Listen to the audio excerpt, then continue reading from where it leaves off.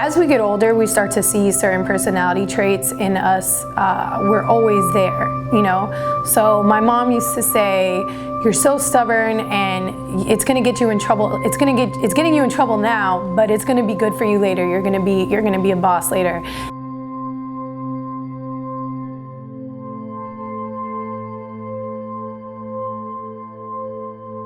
Had an event with Damon John, and he said, somebody asked him a question about his work ethic, and he said, I'm a workaholic. I was either gonna be a workaholic for myself or a workaholic for somebody else. And I think that that's so true. Like, I was born this way from when I was in a children's home, like getting together with the two girls who I made my best friends, and we were like, I would be like, okay guys, so we're gonna be TLC, I'm gonna be T-Boz, you're gonna be Left Eye, you're gonna be Chili, let's get our formations together. We would make like dance routines. Then I would go, I swear, I'm just thinking about this now because you said you were good with drawings.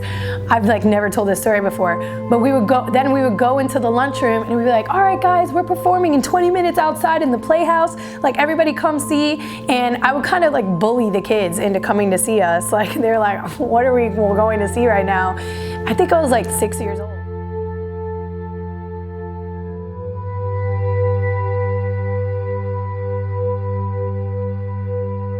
I love this new generation and everything that we're encouraging and motivating the rest of our peers to do. I think that my energy, I get my energy from the people around me. I literally call them like my muses, because there's so much people around me that just have amazing energy, and those are the things that motivate me to push forward, because my family, my friends, they're the people that push me forward to like create new and interesting experiences. And that's what I do. If I have to describe what I do, I want to create experiences for people.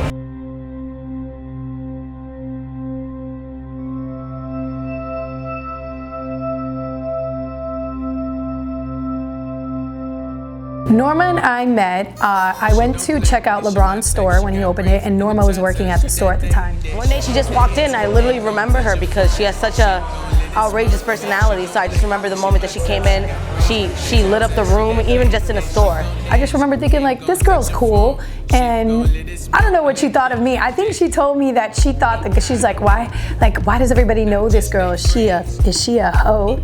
You know? And she actually told me, she asked her coworker that, and the coworker was like, no, she's cool, she's LeBron's friend. So she's like, oh, okay.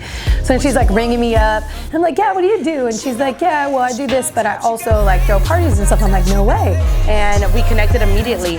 And it's crazy because me and Jules met working, and we were getting paid the same, we were doing the same thing.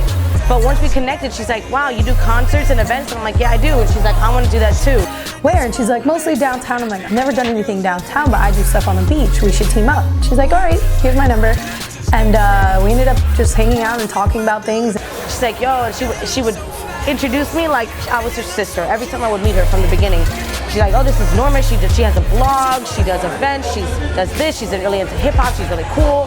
From then on, we just like skyrocketed. I feel like me and her are the perfect combination of just being able to bring two different elements into one. And it's amazing. I mean, the things that we've been able to do together and create, I mean, I feel like we're an amazing team. And it was history from there. The popularity of the man I'm about to introduce, but a gift such as his apparently cannot really be explained, but it can be felt and enjoyed. So why don't we just do that? Let's do it for him, gang.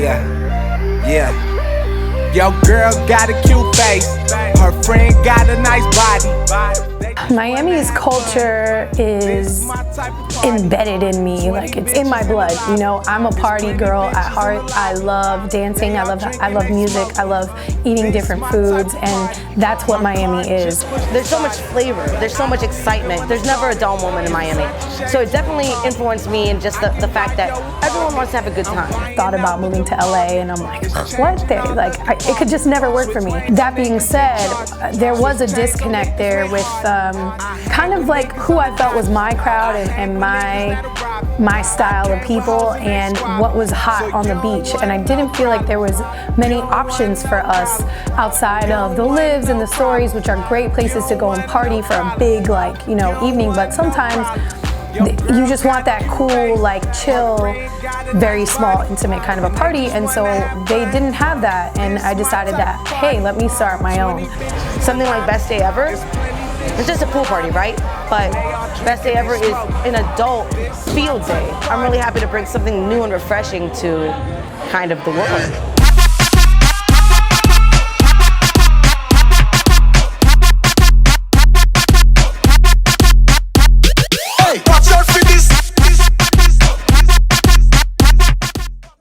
We all kind of just want to leave the world a better place than it was when we were here, you know?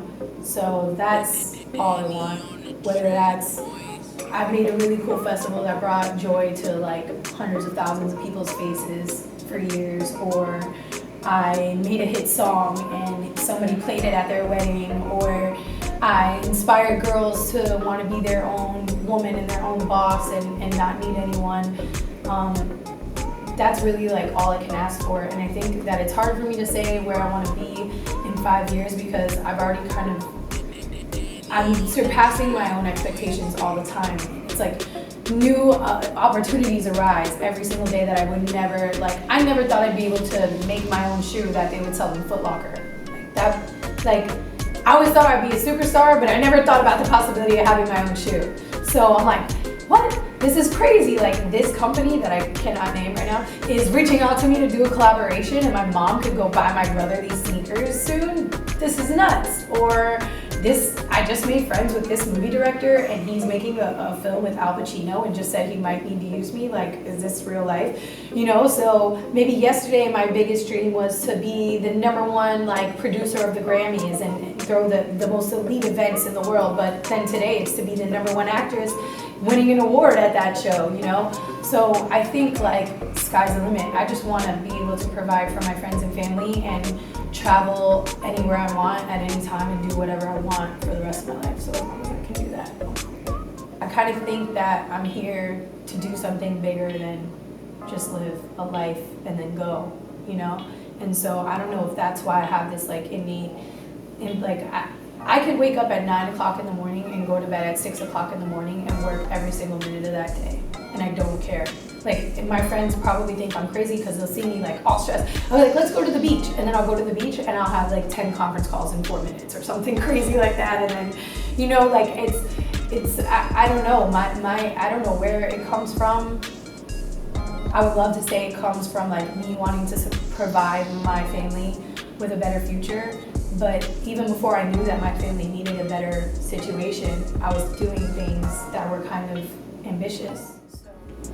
I think as women sometimes we have to deal with heartbreak, and that is the hardest thing to come out of. And I kind of almost forget what it feels like, but I know that there was a point in my life where right before I moved to Miami and everything started going well for me, I was heartbroken and I lost sight of who I was. I lost my drive to do anything.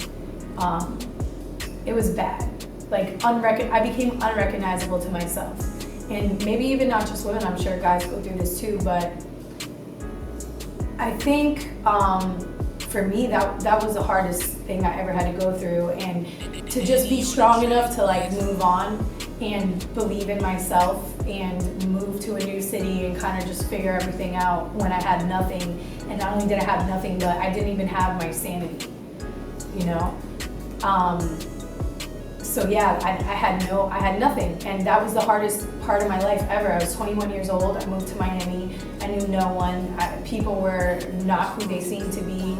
I was still in love with my ex, and I was sleeping on my friend's couch, just like hoping she would offer to pay for lunch and dinner, you know, until I had enough money to pay her back or something. And you hear no a couple of times during a moment like that, and it's like very discouraging, but there's a very crazy story of that week, because I remember that week like it was yesterday, but I was sitting on my friend's balcony crying to my mom, like, Mom, I can't do this, I want to come home, like, I miss you guys, I miss Trey, etc. And during that happening, I'm like 33 floors up, and I look down at the street and there's this homeless guy, and he drops his, he appears to be homeless, who knows, right? So he drops his bags and just lays down on the yellow lines in the middle of the street. And I'm like, this is Biscayne Boulevard. Mad cars are going by. They're trying to go around him. They're like crashing. I'm like, oh my God, Mom, let me call you back. Like, there's something crazy is going on. I call my girl onto the balcony. She's like, we have to call the cops. So we call the cops and they're like, dispatch. I'm like, listen, I'm here on 3rd and Biscayne. There's this guy just laying in the middle of the street. Either somebody's gonna hit him and kill him, or they're gonna kill themselves trying to go around him. They're like, okay, we're sending somebody right now. Like, don't worry.